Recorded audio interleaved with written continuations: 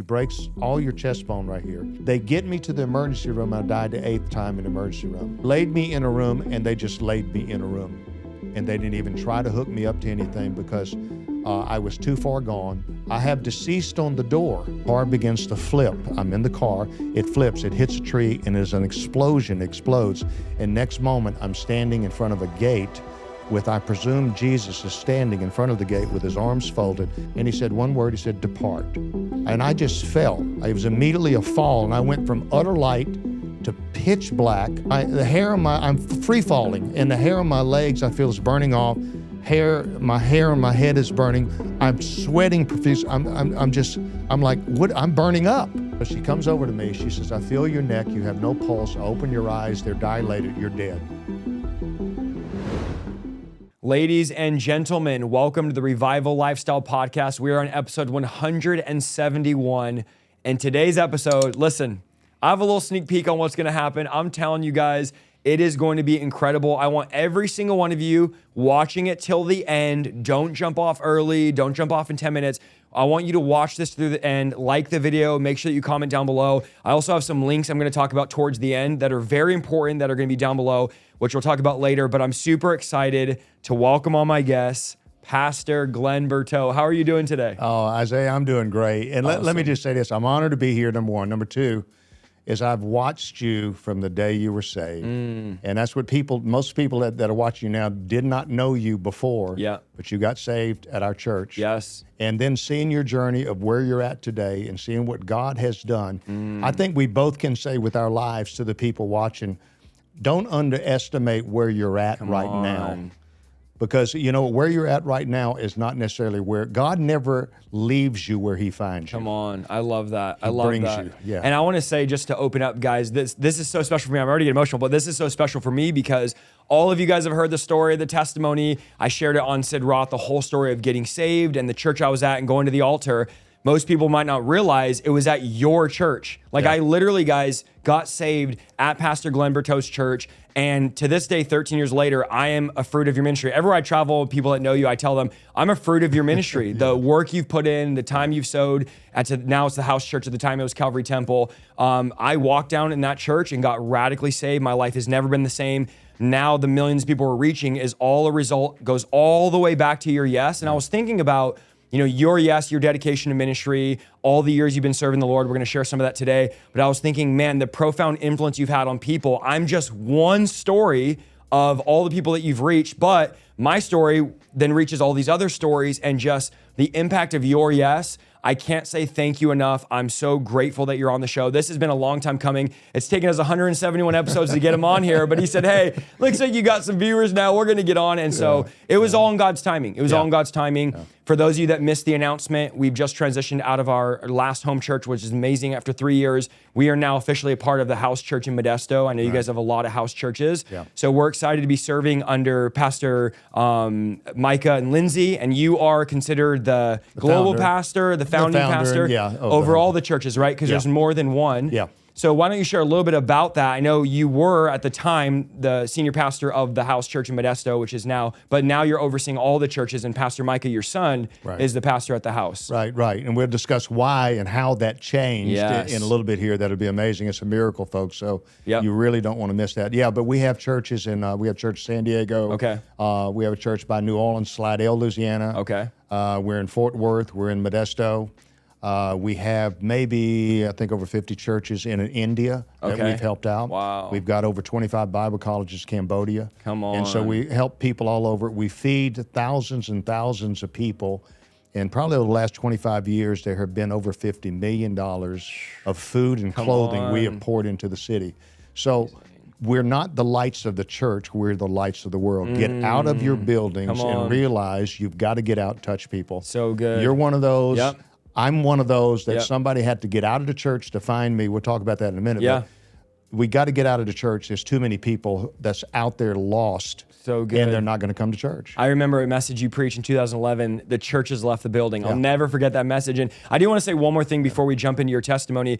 There's something so special about the house church in Modesto. I was telling someone this a few days ago, where the presence of God is there. And I remember the night my sister told me, you're going to come, you're going to feel God. And I was raised in church. To that time, I'd never felt God before.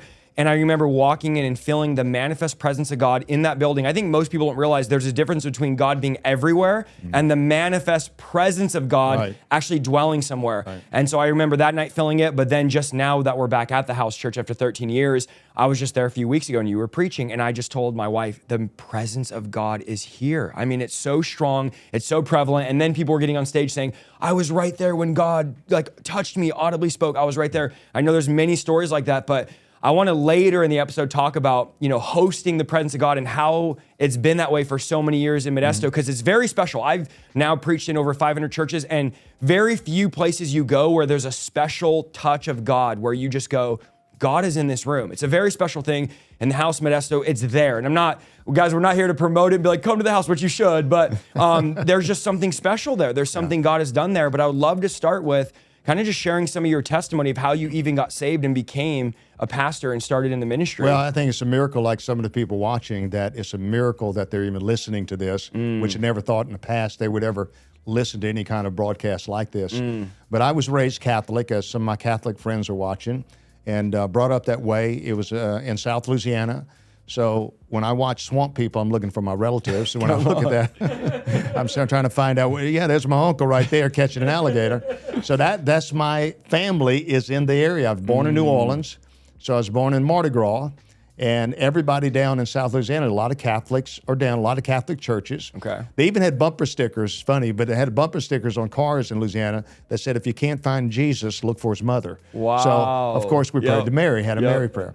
And so, I went to catechism like some of the people watching and did all of that. But I didn't have any personal relationship or anything like you're saying, Isaiah, that you didn't feel anything any different.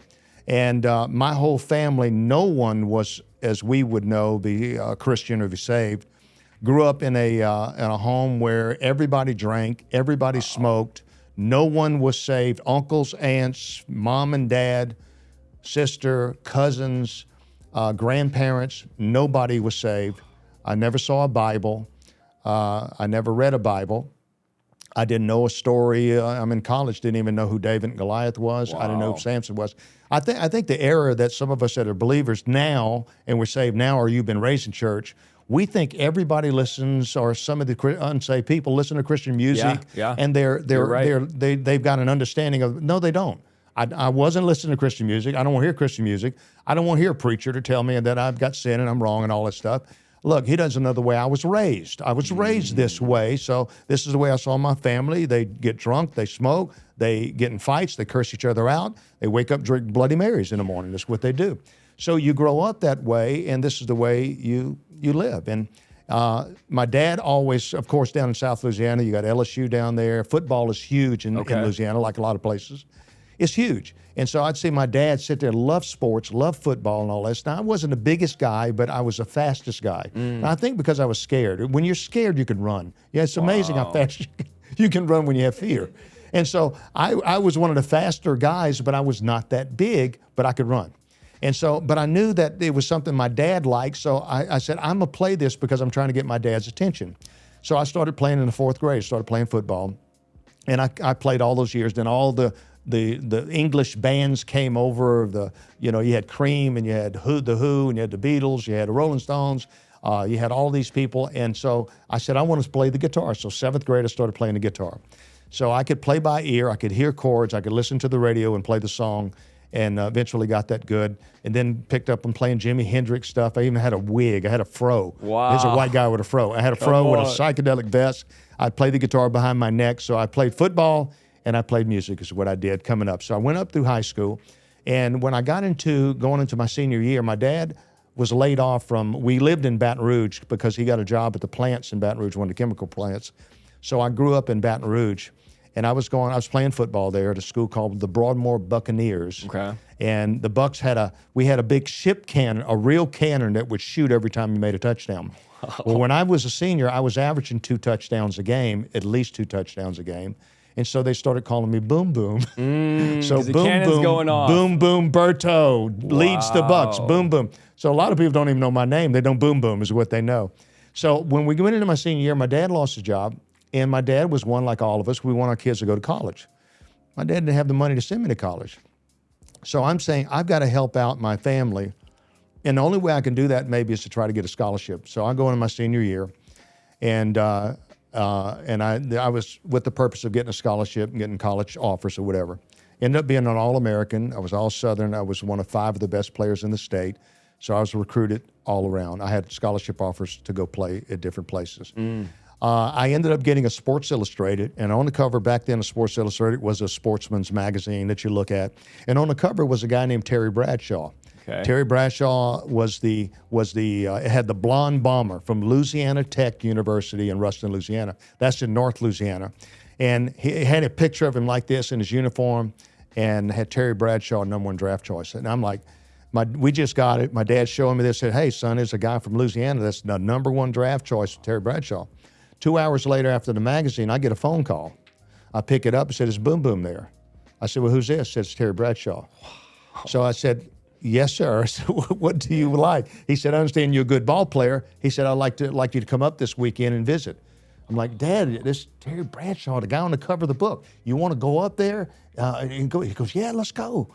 So we go up to Louisiana Tech, and I meet Terry and meet the coach and all this.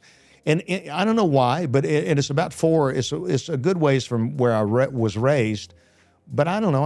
I wasn't a Christian or anything. I wasn't even going to church. I wasn't going to Catholic church anymore. I quit going for years. But I said, this is where I want to go.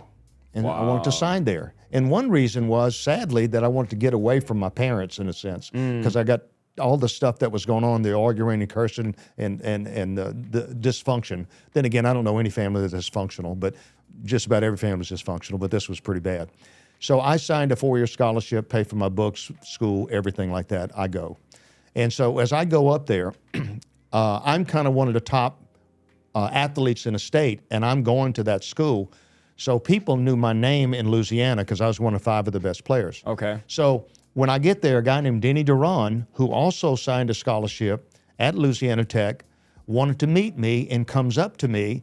We just kind of introduced himself. He just came up and says, are you Boom Boom? I said, yeah. I said, who are you? He said, I'm Denny Duran. I said, good to meet you, Denny. He goes, are you saved?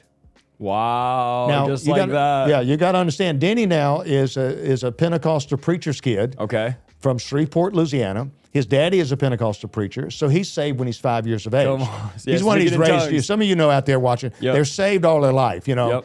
And so here he is. He's saved all his life, speaking in tongues when he's 5 or I don't know, whatever. And so I'm thinking in my mind, he's been a Christian since he's 5. I'm a Mardi Gras.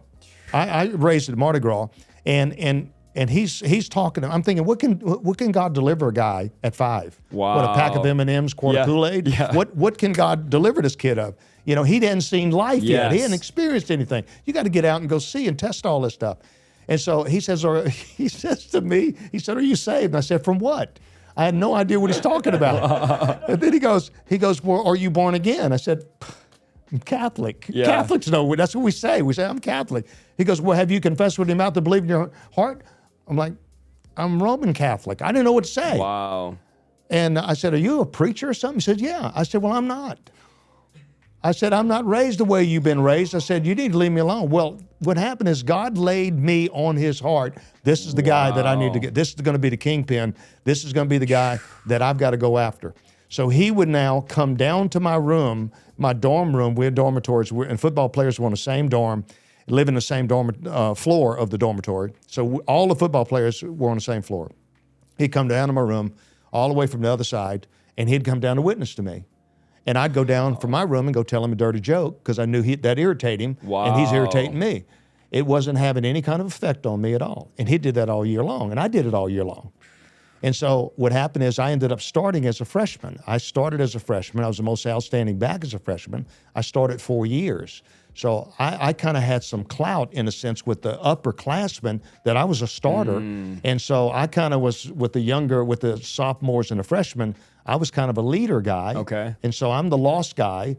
I'm the Mardi Gras guy. Yeah. And so, Denny get up and talk about a Bible study, and then when he gets through, I'm talking about where we're partying, where we got to go. Wow. So Denny, funny story, Denny comes in, and he knocks on my door. He said, hey, Boom Boom. I said, Denny, I don't need to talk to you anymore. You have to talk to you now. No. It's real important. Last day of freshman year. He said, I got to talk to you. It's real important. I said, well, come on in. What do you want? He walks in my dormitory, and he's looking up. He's looking up. And so I started looking up. And I'm looking up. I said, what are you looking at? He said, the rapture. And so I'm looking up. I thought he said the rafters. So, yeah, because I never heard the word rapture. So I said, yeah, there's rafters up there. Then he goes, no, the rapture.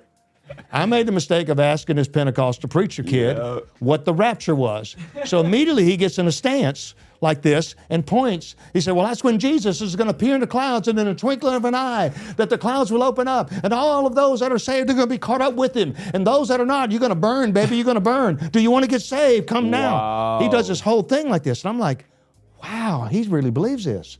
And this is honestly what I said. I said, Denny, I kind of want to be respectful because he was so into it. I said, Denny, I want to go with you in the clouds, but I told my mom I'd finish school first. So when I finish school, maybe we can work that thing out. And so when we came back the next year, I wanted to go see if he was in the room. I don't know during the summer if he went in the clouds. He talked like it was going to happen. And of course he was there. And so we went at it again and went all year long again. And then it got into my junior year.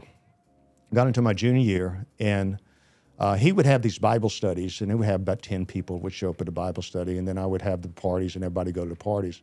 And he was having a little Bible study, and they were trying to get me to come to Bible study, and it would kind of embarrass, and people that are lost right now, or anybody that's kind of there, you feel like you got this reputation, and you can't, I hope nobody sees me in church or sees me. Get over it. Yes. Get over yourself.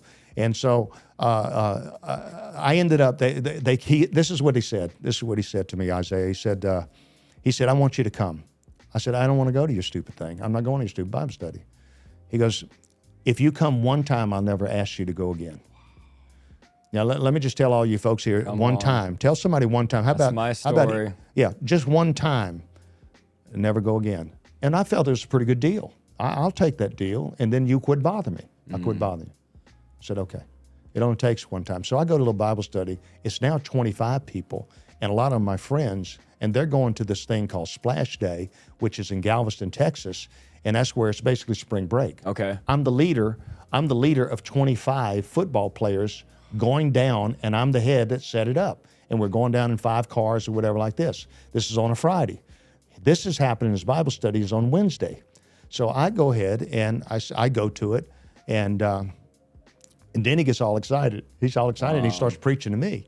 And I'm like, you know what, I'm embarrassed, and and then he has people raise their hands. And during him, and we're in the dormitory, so they're raising their hand, and I'm, Roger, put your hand down. Because Roger was going with me Friday, and I said, Denny's not going to let you go if you get saved. He doesn't like that. And I'm talking to people and putting a hand back down during altar call. Wow. So I end up, you got to give me a break here. See, if God can save me, look at you out there. Yeah. Come on. So I'm telling people, don't get saved when it's time for salvation. Okay, so because they couldn't go to the party, they're not going to go Friday. I go into my room and just went in and went to sleep. Okay. And I went to sleep, and then that night, I'm not saved. I'm not a Christian. I'm by myself in my room. I don't have dreams. I didn't have visions. I didn't have all this. I'm sleeping. I didn't have any of that stuff going on. But that night, I did. And that night, what happened to me, I had a visual, as you and I are sitting here, so real that we're in our cars driving on Friday down to Galveston to the party. We got all the booze, the whiskeys, whatever in the car, and we're driving down there. We're all drinking. The driver, my good friend that's just driving, loses control of the car. The car begins to flip. I'm in the car. It flips. It hits a tree, and there's an explosion, explodes. And next moment, I'm standing in front of a gate with, I presume, Jesus is standing in front of the gate with his arms folded, and I'm seeing this beautiful, unbelievable picture of the gates of heaven. And I'm just like, I can't believe, I've never seen anything so incredible. This is the most incredible thing I've ever seen and all this. And Jesus is standing there with his arms folded, and he goes, who are you? I said, well, I'm Boom Boom. He goes, I don't know who that is. Well, Glen Berteau. I'm Glen Berteau. I don't know you. Wow. And then I actually asked Jesus, I said, do you know Denny Duran? I know him. Wow. But he said, I don't know you. I said, what do you mean you don't know me? Now listen, folks, what I'm about to say. I said, what do you mean you don't know me? He said, you didn't listen to what I told you. You didn't do what I asked you to do and what you're supposed to do. I said, what do you mean? all of us would say, God, if you ever stopped and told me something, I would surely listen to you and obey what you told me to do. When did you talk to me? He said, I talked to you through a guy named Denny. He said, did he not say my word says? And when he was saying that, I was just using his voice, but he was saying my word. Wow. And he says, you did not go ahead and accept, and you did not ask forgiveness of your sins. I said, well, you mean that I'm not going to heaven? And he said one word, he said, depart. And when he said depart, it was like a trap door, Isaiah, that it was like this, and it just opened like this.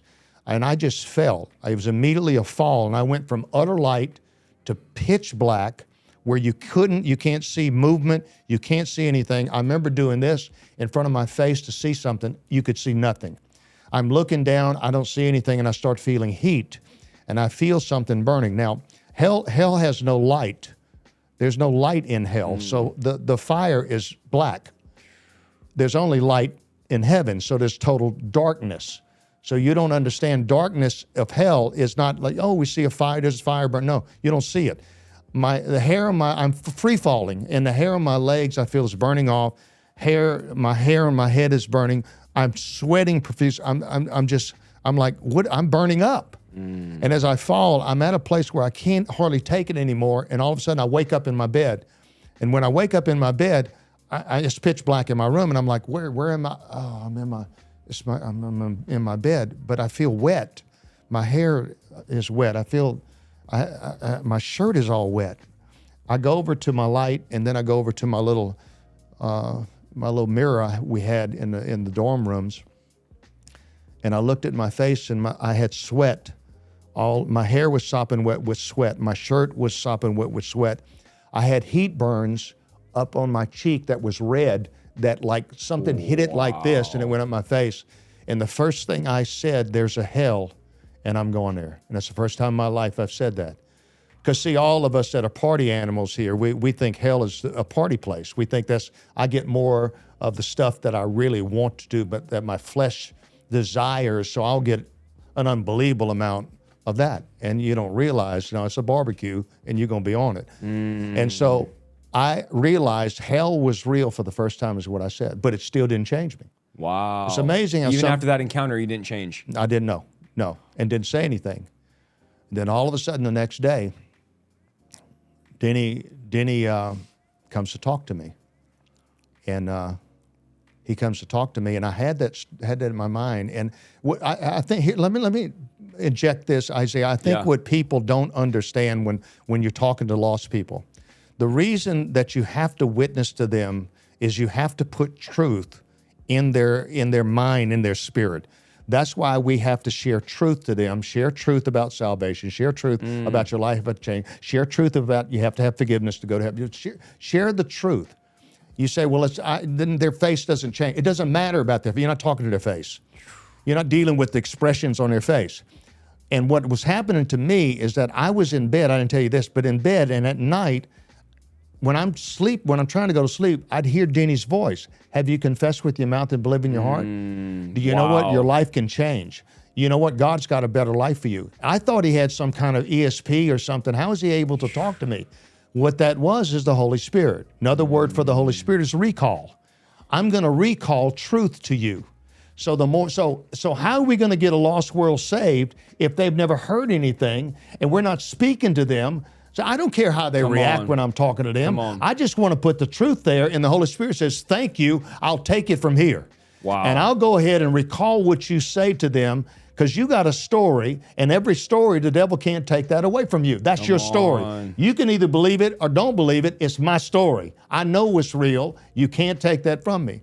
So so Denny walks in, and immediately I say to him, are you telling me, because this Holy Spirit was just working on me here, and I didn't know what conviction was, but I was feeling like I had eagles in my belly. I'm like, what is going on with the way I feel? And I said, Denny, are you telling me the truth about this whole thing of my life's going to change and I'm going to have this abundant life? He didn't even hesitate. He just said, that's exactly what's going to happen. Your life is going to change. He said, Glenn, God's got so much more for you. There's so much in you that God has that you think you've arrived at it. And I'm thinking now the whole time, Isaiah, that is this my life? I'm into my junior year in college and been drinking, partying, and doing whatever, that this is what I'm going to do as an adult for the rest of my life. I pretty much have done all this. Is pretty lifeless in a sense. Yeah. I've done, you know what I'm saying? Yeah. It's a routine. You feel like a rat in a cage. I'm just running around, but I'm not going anywhere. So I said, is there something more? And he didn't hesitate. Yes, there is something more. There is that. I said, so you really think, because I had Jesus up there with all the greats, Robin Hood and Daniel Boone, all those guys. Yeah. He's like a story, Yep. but he's not going to change a man like me. And I just totally change and don't even know what a scripture says. I don't even know what a Bible story is. And all of a sudden, I'm just going to change. But see, he'd been in it long enough to tell me, yeah, you will change. He said, you will change and it will happen to you. And all of a sudden, what happened, Isaiah, it was like Paul, I didn't know the story then, but I know it now. Paul got knocked off the horse. Nobody knocked him off other than God. Nobody was witnessing to him. Nobody was doing anything, but I had a hand on the back of my neck in my dorm room, and it pushed me to the floor, and I'm kneeling down in my dormitory room on the carpet I took from the cafeteria. And as I'm kneeling down, I brought it back. Don't worry, folks, I put it back. But I'm kneeling down, and Denny gets all excited. I mean, I'm the kingpin of the whole team of the sinners. And he's like, he's going to do it. He yells. I said, Denny, close the door. Don't let anybody see. Close the door.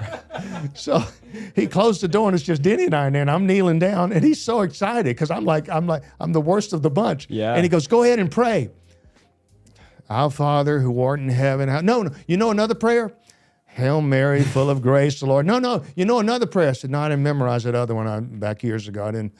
He goes, look, just ask Jesus to come into your life and ask him to forgive you of your sins. And say Jesus' name. I said, okay. So I'm kneeling down. I said, Lord, forgive me of my sins in Jesus' name. And 21 years of weight, which is sin, lifted. It lifted off of me. I wasn't crying, but tears came. But I wasn't crying, but tears came out. And the first thing I said to Denny, it's real. Wow. This is real. All that preaching and stuff you do and I do, and people say, oh, that's just out of a book. It's not. It's real. Wow. That's the first thing I felt. I said, it's real. Immediately, Denny goes to lay hands on my head. I said, what are you doing? He says, you need the Holy Spirit. Wow. I said, what is that? He goes, more of God. I said, I'm about to bust. I don't know if I can handle any more of God right now. And he said, now you got to tell all your friends you're not going on Friday. Wow, to the big party. I said, I can't do that. I'm going to go lead them to, I said, I don't think you're ready for that. You can't tell them. You're going to have to tell them. So here's the first day I'm saved. The next day I got to wake up by myself and go tell the guys I partied with for the last 3 years of college, football player friends, we every day eat together, practice together, play together, the games. I walk across to a friend of mine, Danny. Danny's one of the players, big guy. I said, Danny, and he helped plan it with me. I said, Danny, I'm not going tomorrow. He goes, what do you mean you're not going? Something happened. Are you sick? No, I'm well now. He says, well, what happened? And I'm like, well, it's my first time witnessing. I'm witnessing. I said, well, I don't, and I was kind of embarrassed. And so I said, come here. I said, you see that room over there? And that's where the Bible study usually is. And I said, he goes, don't tell me you went to the Bible study. Yeah. You mean, did you get saved? Wow. Did you get saved? Yeah. Hey, Charlie, come here, Charlie. Boom Boom's a Christian. Come see. They call all my friends down and come around me. And I'm saying, well, when does this abundant life kick in? You know? Yeah. When does this part come in to this? Now I've got all these football players that I've run the roads with pushing me against the door and just cursing me out. You, of all people, cannot be like Denny. You were not raised that way. I know the way you were raised. I'm from Baton Rouge, too. I know what you're in. There's no way you can do and be like he is. You're a phony. It's not going to last there. And he said, and they cursing me out. And I just sat there and I said, you guys shut up. I said, Why don't you, look, Diddy didn't talk me into anything last night. I did it because I needed to do it. And you know what? And you need to do it also. I know all of you and run the roads with you. You need to kneel down also. You need to give your life to the Lord because what he's been preaching to us is real. And I felt it last night. And if you don't like it, you can take a hike. All of a sudden, I lost every friend. They went off. They went off. And then I went into Charlie's room. I said, Charlie, let me tell you what happened. He said, get out of here, you're phony. Wow. He said, get out, you're phony. I said, no, Charlie. And he grabs a knife and he cuts my hand. I jump back, he cuts me across. I still got a mark here where he cut me. He says, you're a phony and you're not gonna make it.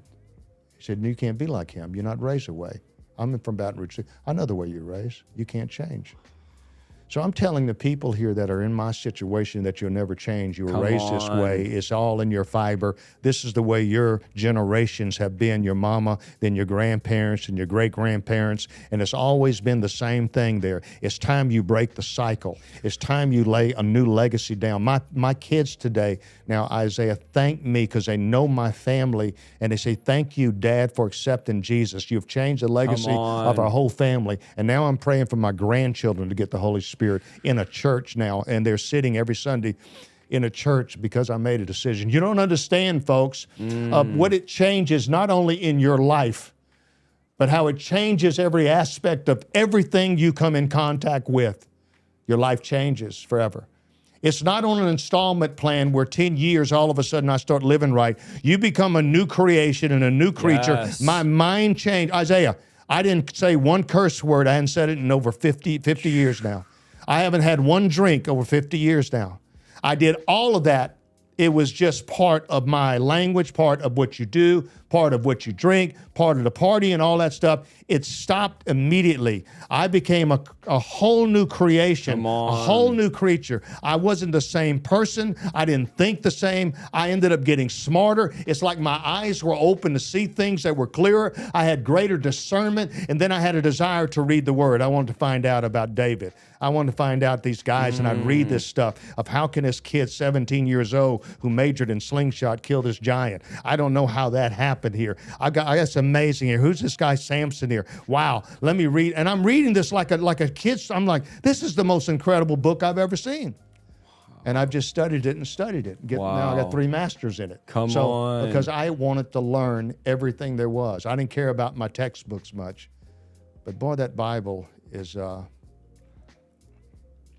changed me and my entire family. Come on. And I think, and listen, people, you may be the only one in your family. Yes. Because I was the only one in my family. But Isaiah, I was the one that my parents disowned me. They cursed me. They did not want me to witness to my sister. You better not talk to your sister. You better not do this. And I said, but I held on. You don't love us anymore because you don't do what we do. You're against what we do. Wow. My parents telling me this. And I said, they just don't understand. They don't understand. And I held on. My grandmother has cancer. And they all put her in the hospital and so forth. And I waited till everybody was out of the room, and I went in to my grandmother. And I said, Mama, I said, this is Glenn. I said, Glenn said, oh, shy. She's a New Orleans grandma. Why did you didn't have to come see me? And she was dying. She had cancer, dying. They couldn't do anything for her. I said, Mama, I said, I'm going to pray for you. I pray God heals you. And I was a young Christian. I didn't have the scripture knowledge. I just knew God heals. And I grabbed her hand, prayed a simple prayer. She goes, oh, that's so sweet. Thank you, baby. A week later, the hospital calls my mom and says, I got to tell you something about your mother. That's my grandmother. And it's my mom's mom.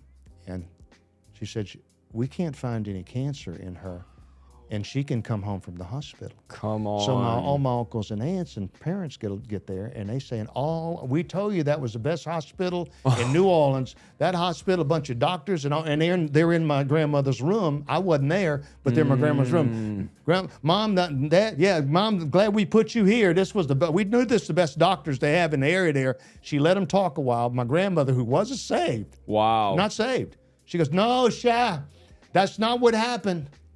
Little Glenn came in and he prayed a prayer over me and asked the Lord to heal me. The doctors didn't do anything. That's how I'm healed today. Wow. So that was my entrance to where now I was the healer from my family. Wow. And I could pray for my family because of what happened there. But it took me, let me help the people here on this, Isaiah, with lost family. So good. I'm preaching, just as you get up and preach, I'm preaching. I'm traveling all over the world. I'm in South Africa. I'm in Australia, New Zealand, Malaysia, Singapore, all these places.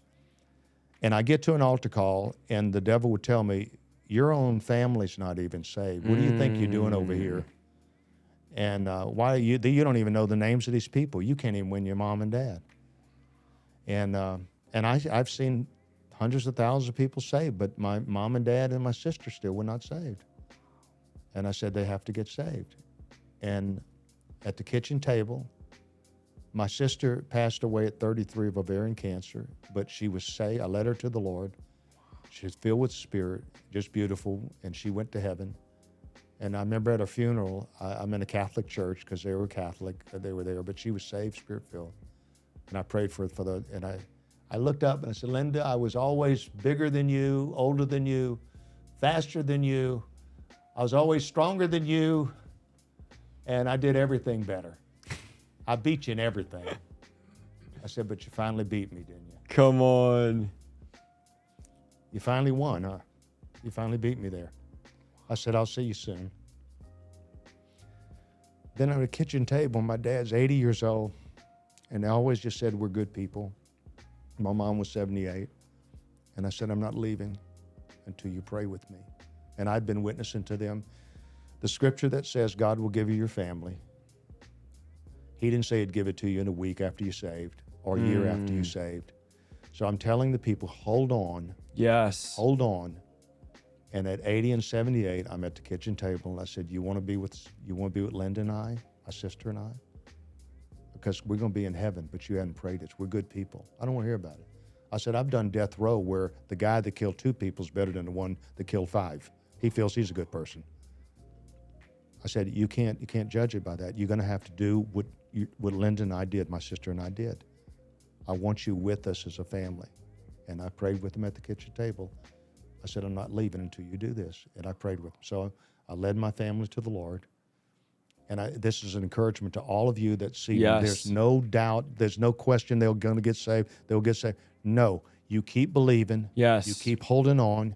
You keep standing strong. What they tried to do, Isaiah, was to go ahead and see if it was real or not, and tried to get me to bend, to break, to turn away from the commitment that I made. Wow. But it was too real. And so I couldn't turn, and they couldn't turn me. Wow. And eventually I had to realize it must be real.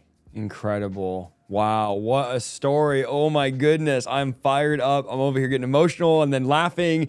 What a powerful story. So from there, you're pastoring this church here in Modesto. Absolutely incredible. You've been a part of several major national revivals out here in Modesto. We need to do like 5 shows because I'm thinking of all the other stuff we can go into.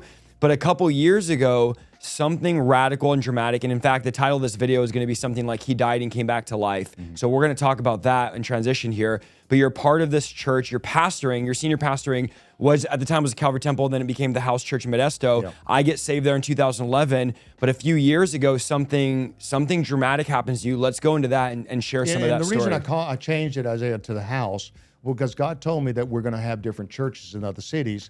And all you have to do is say the house Fort Worth, the house Modesto, the house San Diego. Yeah. And just put the city under it, but call it the house. That's good. And of course. And what year was that when you changed the name? I think it's here on my shirt. Was it 2013? It says 2012. 2013. Okay, 2013. Yeah. So a couple years after I got saved there.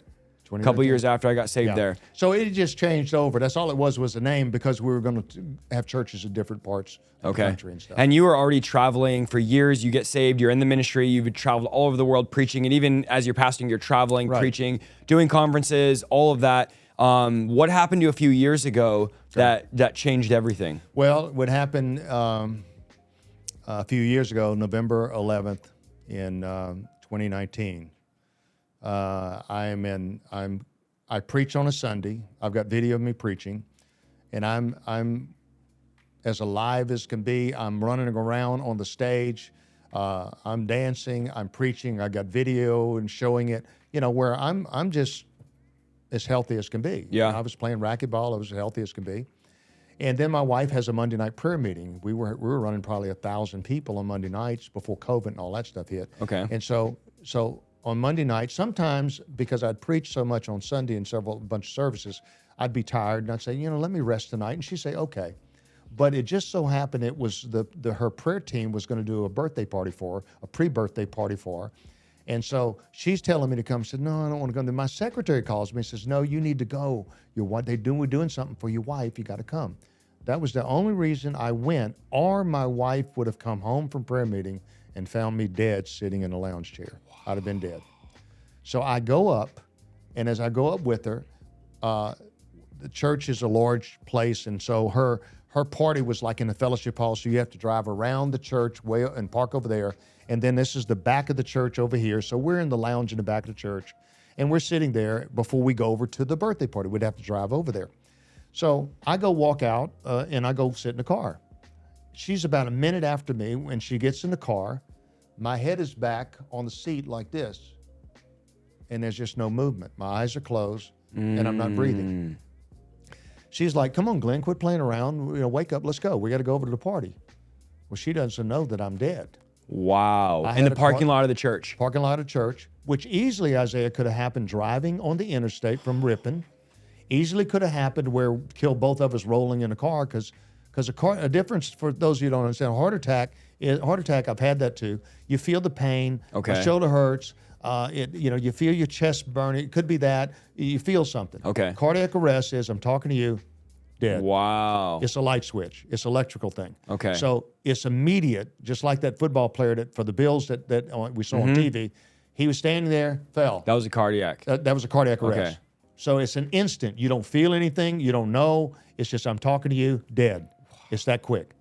So she's in a car. It just so happens I'm sitting in a car. It could have when I'm falling. I could have fell on the concrete, could have busted my head, and I'm in a car like this. And like you said, you weren't even supposed to be there at the church because it was your wife's night. You were supposed to be at home. I would have been home. You would have been home. She would have came to you. If she didn't have the pre-birthday party to go to celebrate with her prayer team, I'd have been at home in the chair, and she'd have come home thinking from her prayer meeting how great it was, and her husband would have been dead in the chair. Wow. So my head is back like this, and she says, come on, Glenn. And I'm not moving, of course. She goes, come on.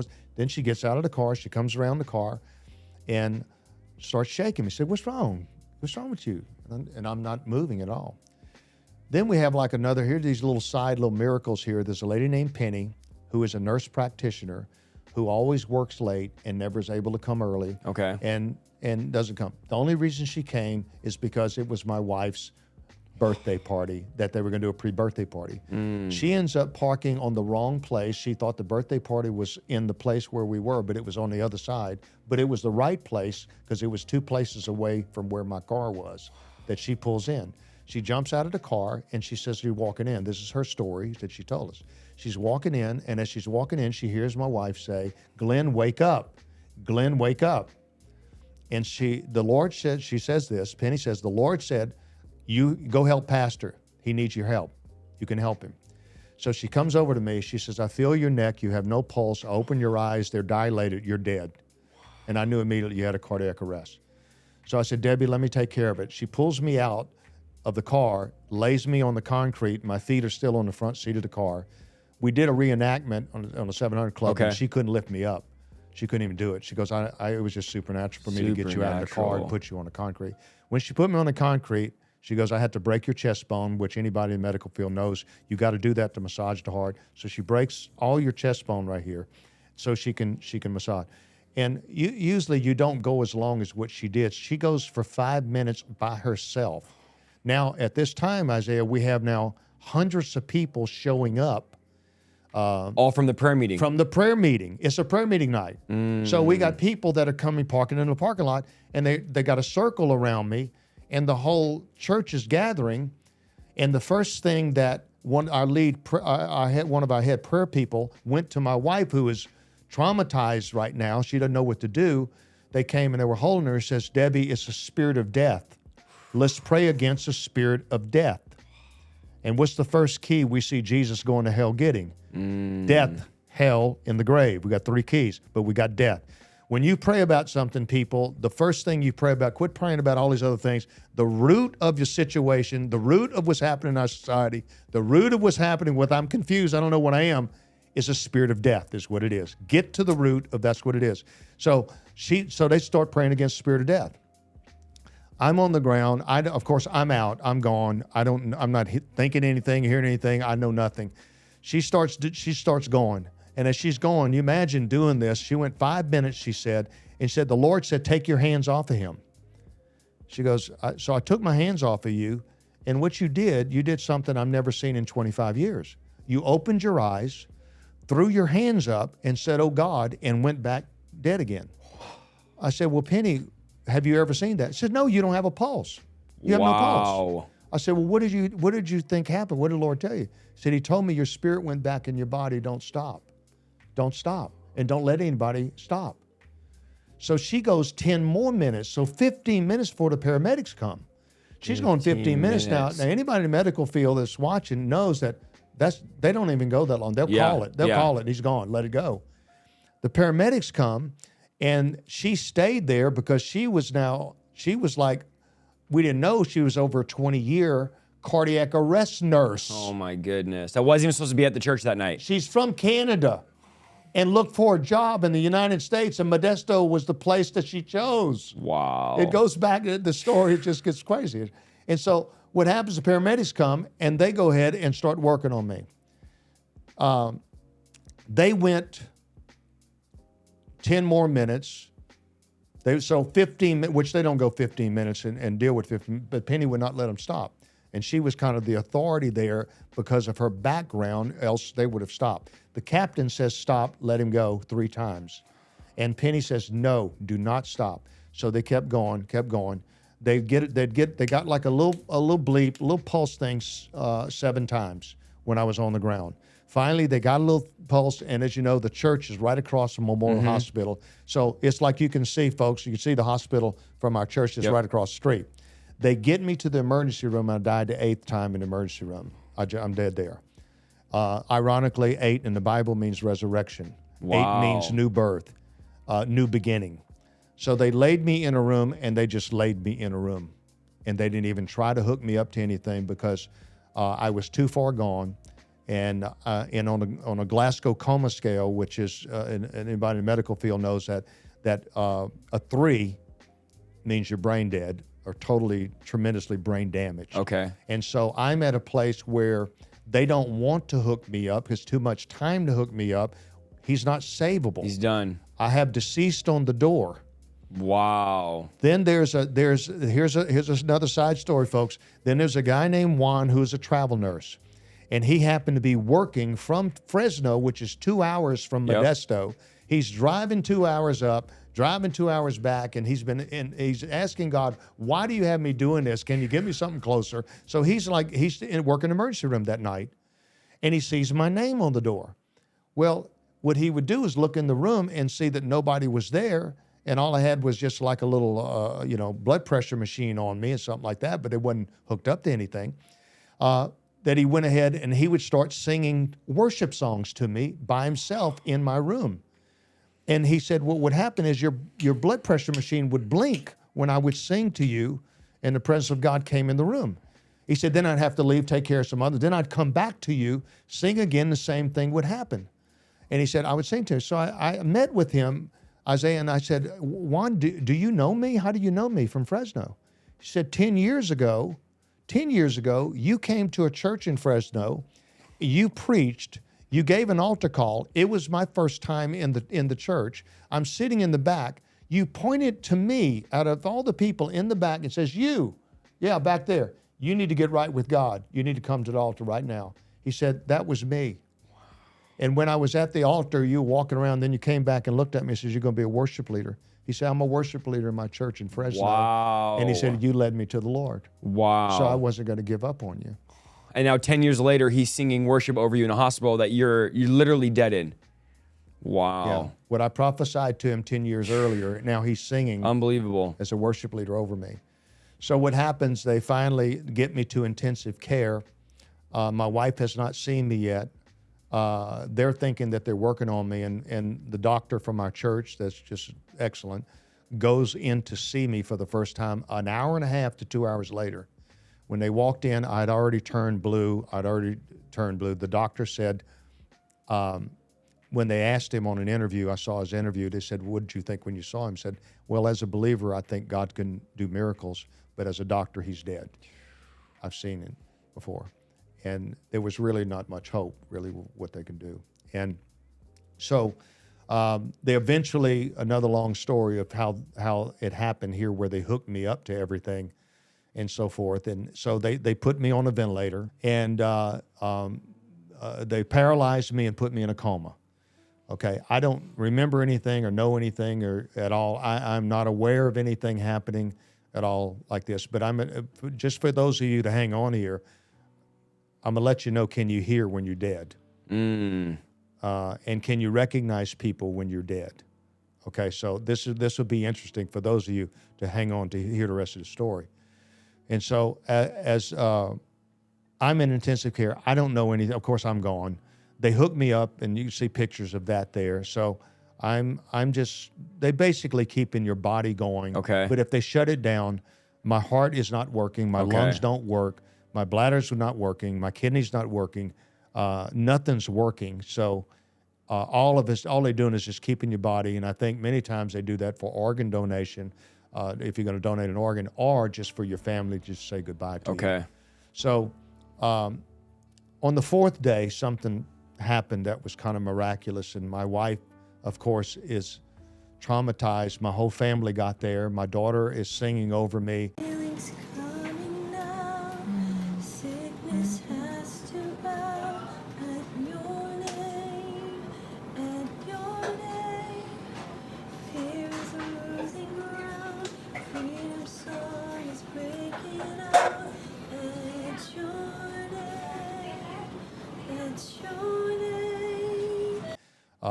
And she's a worship leader. I have my oldest daughter is praying. She was a nurse.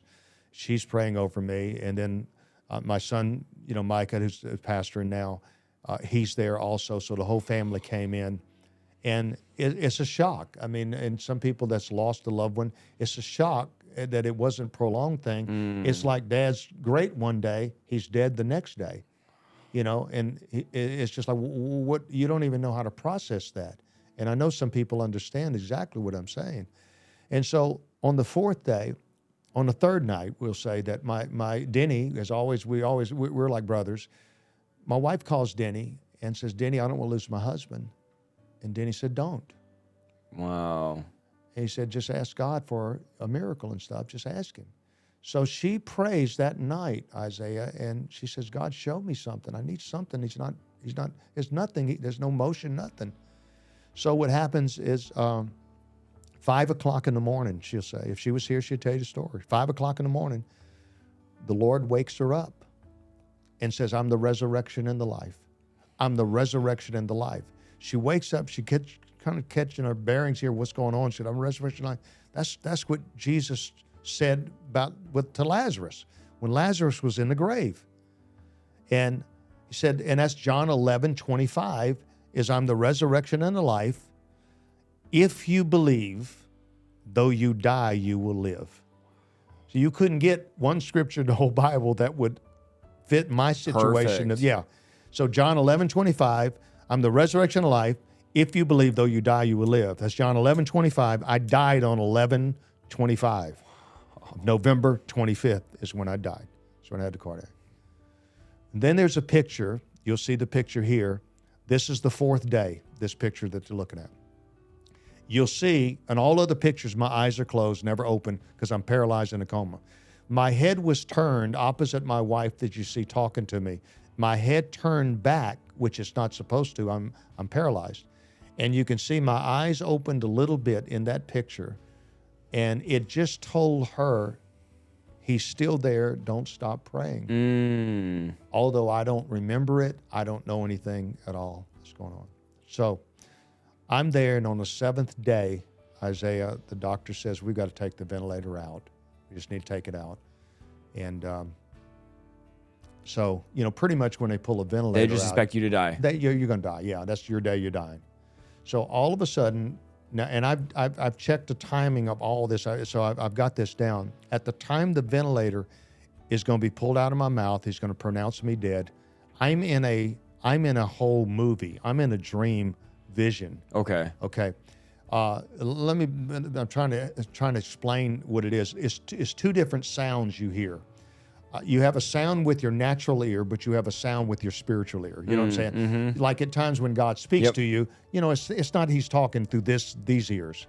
There's a spiritual ear you have. Same thing if you're dead. You have a spiritual ear. You're not hearing what your natural ear is hearing. So as they're doing this to pronounce me dead, what is happening is I'm in a room.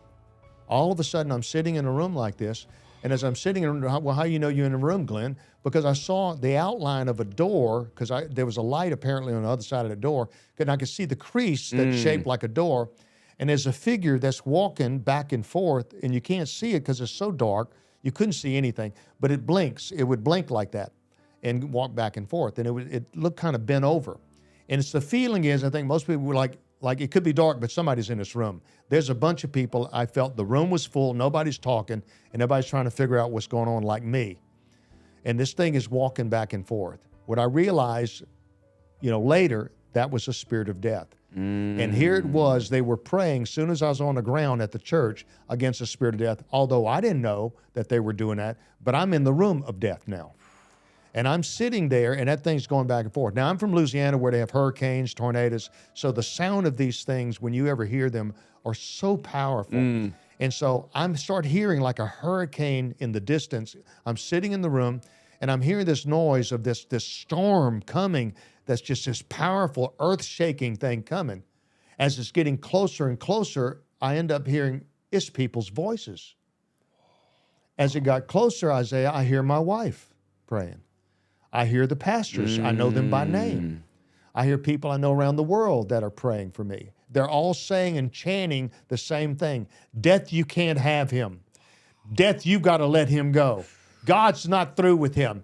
Death, let him go right now. And they're chanting this, and it's just, it's like a ball hitting that room there like this, and just bam, bam. All of a sudden, it gets to the door. It's deafening and stuff. This thing now is, just going like this. All of a sudden, for about 10 seconds, there was nothing at the door. And this noise is coming, demanding, and all of a sudden, this thing grabs my arm, and in the dark, it pulls me over to the door. It grabs the door, opens it, and before he pushes me out, I try to turn to see what it looked like, but it went behind the door because it couldn't see the light. It had to hide. It hid behind the door. Pushed me in the light. When he pushed me in the light, the ventilator comes out of my mouth, and the doctor says, it's Resurrection Sunday. He's alive. Wow. And he wasn't even a Christian. He said, he's breathing. He's breathing. And now what happens is my ears are hearing. So I hear a different sound. And I'm hearing doctors talking. But I'm so drugged up from the operation. I'm not moving or anything. I'm still paralyzed in a sense. But my natural ear is hearing, and I hear a different sound than I did just a minute ago, and I hear them just talking. And now I still got God on the line, and I said, "Am I alive?" He said, "Yeah." I said, "How am I alive? How am I alive?" Because I know what the Bible says. It's appointed unto man once to die, then the judgment. Yeah. And God says, say that again. I said, well, it's appointed unto man once to die, then the judgment. God says, how long is then? Wow.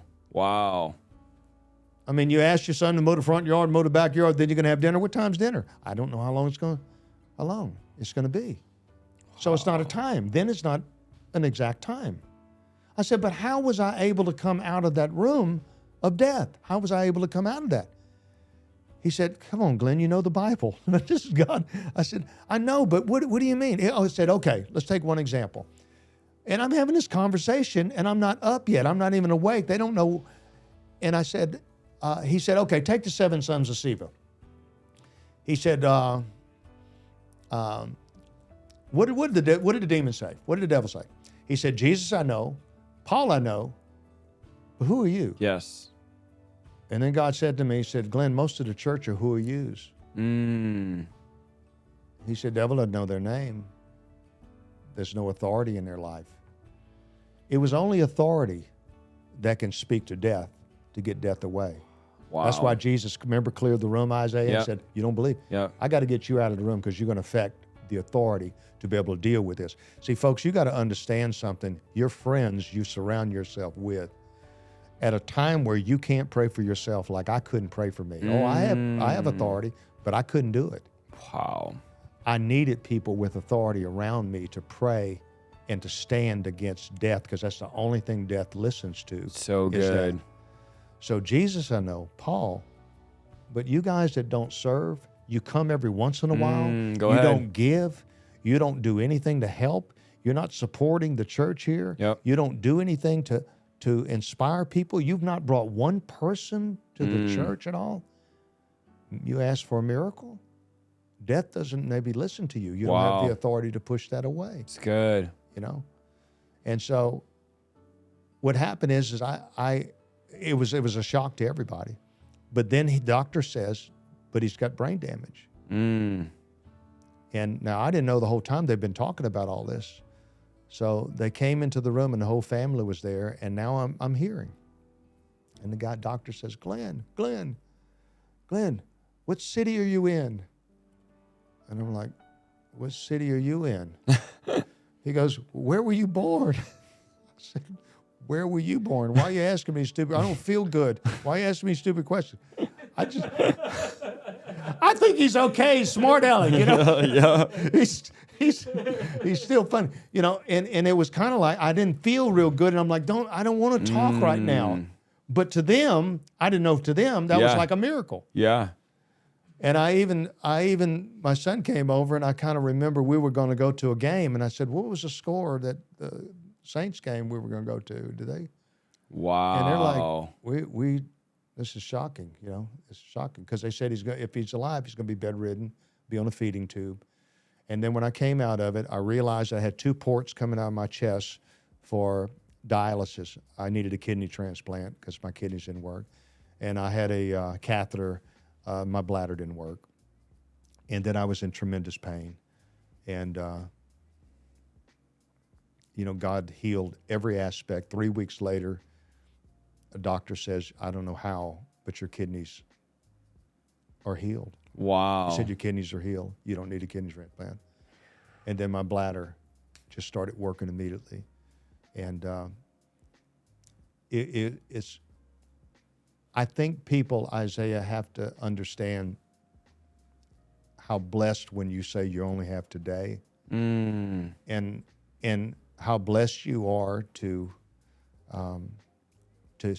for me to even talk to you right now. Yeah. To me, it still is amazing that I wasn't even supposed to do this. Wow. And then what happened is I constantly had death follow me even after that. Okay. Meaning this, now that people followed my story around the world and people that I know, I would get messages, pray for my dad, he's dying. Pray for my sister, she's in a wreck. Every day. And I'm answering them because I'm thankful I'm alive that I can even do this. So to this day, I do that. I'm answering years later, still answering people that know my story, and they want me to pray because I had they can't explain. It's a resurrection. He's dead, and the doctors doctors didn't do anything. They couldn't do anything. Wow. You're gone. It wasn't a medical thing. We fixed it. No, there's nothing to fix. He's gone. It's done. And so what happened is I'm dealing with death. I'm several months later. I'm on the interstate out here on 99, Isaiah, and there's a wreck. There's a car wreck that's going this way. I'm going this way, and it flips over into my lane from the other side in the air. A white car is flipping like this and falls in front of me, and I'm 70 miles an hour driving. And I came almost from me to you. My car stopped from hitting, and I said, I'm going to die in a car wreck. The car's upside down. I go to try to save the people. I go and I grab one door and I open it up. The lady's screaming. I pull her out, go to the other side, and I grab a lady's hand, and she dies when my hand is on her ankle. Death. Again. Next month after that, my mom dies. Spirit of death. Ended up with PTSD. Now, I need to say this because it's going to help people right now. Yeah. I'm always upbeat. I'm always up. You've known me for years, but I've always been, depression is not even part of my life. Yeah. But I have now I had 2 doctors tell me that, said you got PTSD. And I would go into a hopeless, dark place. And we have friends that have committed, I'm not going to say names, but commit suicide. I understand how they can do it. I understand how they could do it. Because you can get to a place where all of a sudden my wife says, I'm going to go marry your best friend. You're fired from your job. All your kids say, we hate you. And if you're in that place of PTSD, you take your little 2 seconds, 5 second thing, and you don't care anymore. And it's not like you're a bad person. It's a condition that you get into that you will break. Listen to me, you will break this. You will not go ahead and commit suicide and do this. And it's because of those that are around you, you can't do that. You can't, I couldn't do it to my wife. I couldn't do it to my kids. I couldn't do that in that place. But God has allowed me, as the scripture says, to taste and see. How do I know what a lemon tastes like until I can't tell you until I taste it? I can tell you what cancer feels like. I had it, but I don't have it now. Come on. I can tell you what a heart attack is and the pain in your chest. I can tell you if you've got that. I can tell you what valley fever that kills you. I've got valley fevers, fungus from the pesticides in the valley here that get into your lungs and goes to your brain and kills you. I've got valley fever for several years. It's a fungus that gets in. It's toxins in your body that you're poisoned is basically what it is. I know what it is to be in a hospital. I know what it is to be without your job, to sit in a chair day after day and just have nothing to do with no purpose and so forth, things like this. And what I'd have to do, and I'm telling you what you have to do, is that you don't need to necessarily get the pastor and stuff. You're going to have to take this on by yourself at times because you are by yourself. And you got to realize this devil, you say this devil, your request has been denied. Come on. Your request has been denied. And Isaiah, I'd lay hands on my head every night. And I would pray, I'm going to feel better. I'm going to come out of this. I'm going to feel better. Then I go back into the hospital again. And when I go back to the hospital, I didn't take it as, oh, God, why am I sick again? I take it as somebody must need to hear about God. A nurse needs to get saved is why I'm here. Because I wouldn't be here unless I'm sick. And I don't know how many nurses I have prayed for and led to the Lord and give a word to. There's one when I was in Texas. Just different places stuff has happened. I'm in Texas and here's a nurse that comes in and God says, I want to tell you all about her. I said, I don't feel good, God. I'm not feeling good at all. I don't want to talk to anybody. I said, no, she needs a word. I'm going to give you a word. And I look at her, and she has a mask on. And I said, can I tell you something about yourself? She goes, yeah. I said, you're a travel nurse. You're not from this city. I said, you were married. You got a divorce is why you moved up here. But you don't like it up here anymore. You're ready to go back home again. You'd like to get married, but you're scared of being hurt again and so forth. She looks at me. She goes, are you a medium? I said, no, I'm a large. And she started laughing. We got the lady. And she started laughing. She goes, how do you know that? I said, I didn't. I said, God knows that. And I said, he don't want you to hurt anymore. Give me a hand. And I prayed, and she convulsed cry. It wasn't like she had tears. She just said, I'm sorry, I'm crying. I said, no, you're fine. I said, you've been hurting long enough. There's a reason you are where you're at. There's a reason you work at the job where you're at. There's a reason you got detoured to this certain restaurant or this certain place here. You need to look for that opportunity. God is leading you to different places, maybe that you're not willing to go or wanting to go or didn't have it on the schedule.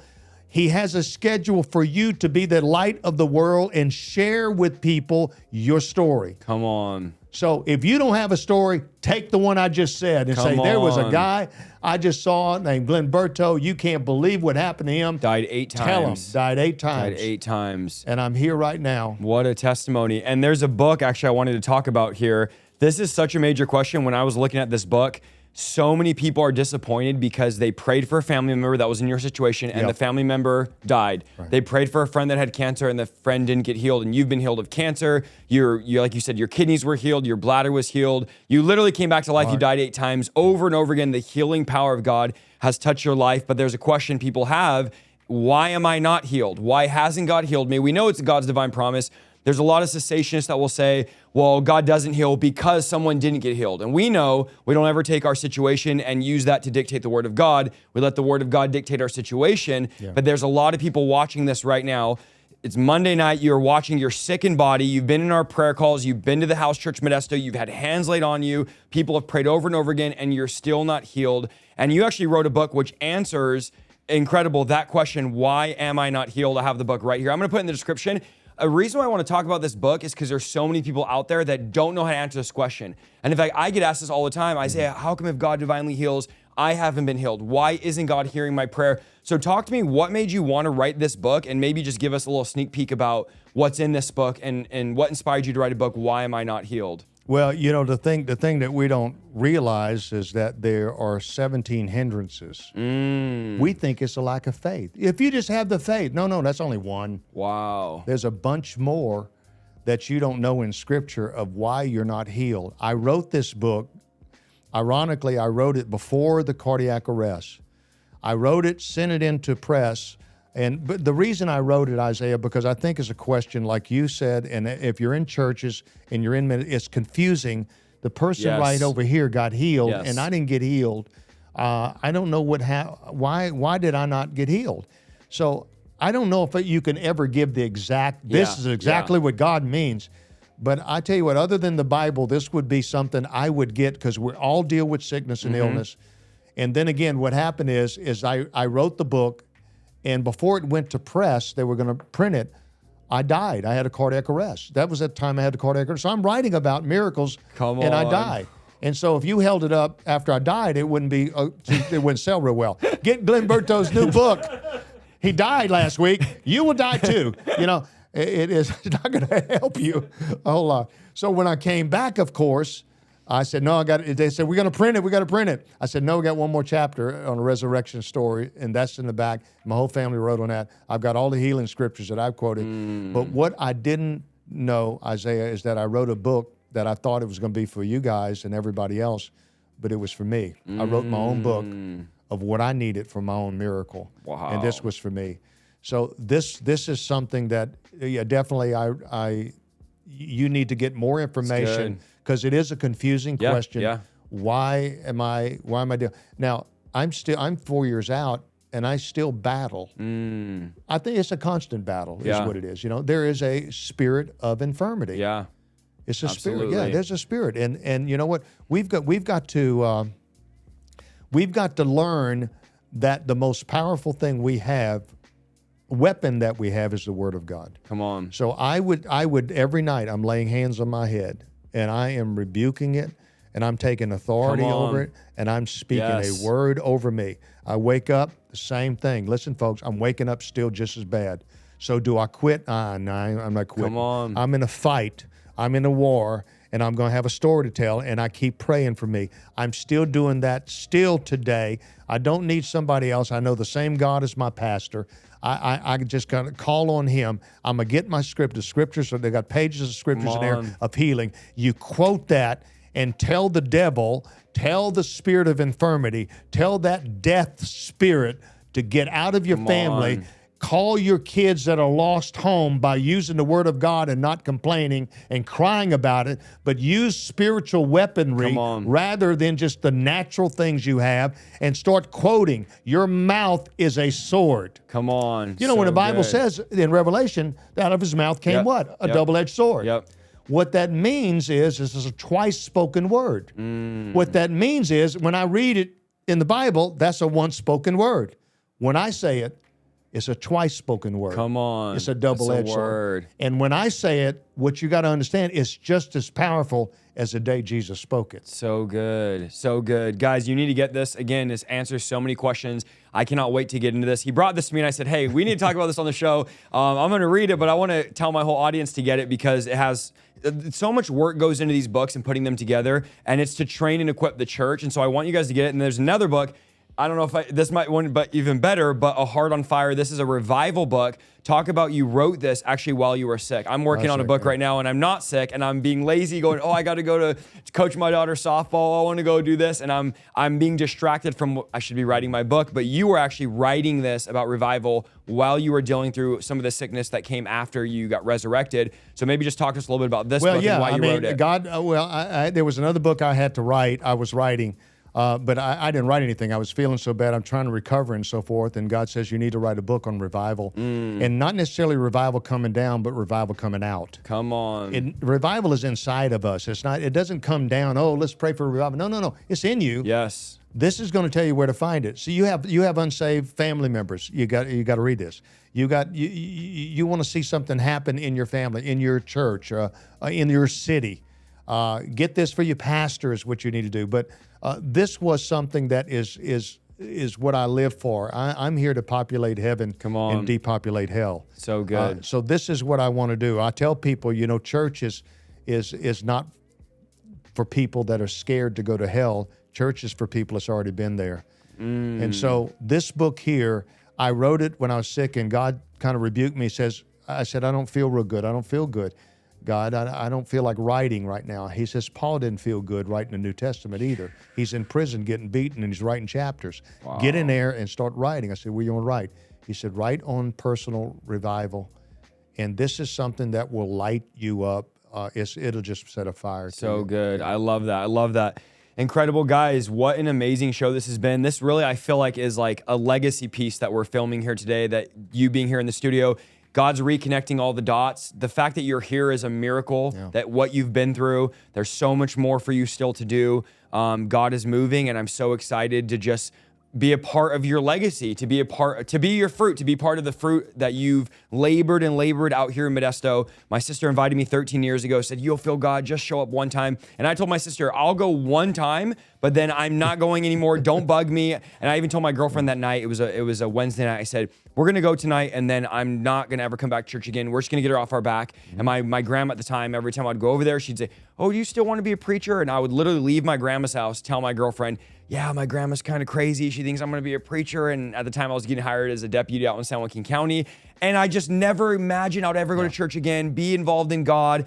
I was at the altar of your church cursing at God when he encountered me. And I just think back to, man, if it wasn't for your yes, and this is what you talked about in the beginning, is people don't realize the impact of their yes. The lives on the other side of their obedience is unprecedented. And so I'm so grateful for your yes. I'm so grateful for all the labor you've put in. There's so much more work to do. We're calling every single one of you watching to be a part of the harvest, to go put work in, to get involved in your church, to do something for God, because you never know who you're going to impact and who they're going to impact. I look at my life and go, okay, I've been impacted by your ministry, by your church. I got saved there. Now, can I impact, and who are they going to impact? I'm praying that one day in 50 years, I'm going to be sitting back and someone's going to come to me and say, hey, I came to your church and I heard your sermon on YouTube and I got radically saved and now I have a channel and I'm reaching millions. It's just this lateral effect that's so incredible. So I'm so blessed by that. Is there anywhere else people can find your content, find your stuff? Are you still traveling at all and speaking? Yeah, I am doing some now. You're in Texas now, right? Yeah, I'm feeling a little bit better. I'm doing some different places if their pastors want to hear the story or they want to see miracles, because what I'm seeing, what's amazing to me, Isaiah, is when I share this story that you heard, I give a call. Surprisingly, about 50 or more than 50% of the people you talk to every Sunday are sick. And we never think of that. And I'm not talking about my leg hurts or my shoulder hurts. I'm talking about tuberculosis. I have stage 4 cancer. I have 2 months to live. And this is what I'm getting at the altar. And we as pastors, we don't realize that's going on. Second thing is that if I talk about the PTSD and I talk about going in that dark, hopeless place, last place I was at, their parents went out and got their children from children's church and started bringing children into the altar. And so we don't realize how strong it's a spirit of death is what it is. And that's what he uses. So it gives hope. If they see you and I as a pastor going through these things, and here we are, and well, we know the word, we're full like it's not supposed to happen to us. It does. But it happens so we can go ahead and show you can make it through this. So good. Just don't stop. Keep believing. Don't sit and complain. God doesn't inhabit your complaining. He inhabits your praise. Come on. So you're going to have to praise. And remember that if we are the salt of the earth, you got to get out of the salt shaker. Come so you got to on. get out of the church and share stories and share with people. So every place I go, it's real simple. We used to have a thing at the church that said, can I pray with you about something? And just ask a question. I love You'll that. have 60% probably of the people that will say yes, because we have a hurting society That's now so good. that says, I can use that. And just by doing that, That's it's so just good. simple. You're going to walk away more on fire than the people that you talk to. Yeah. Because you did something. God did it for you.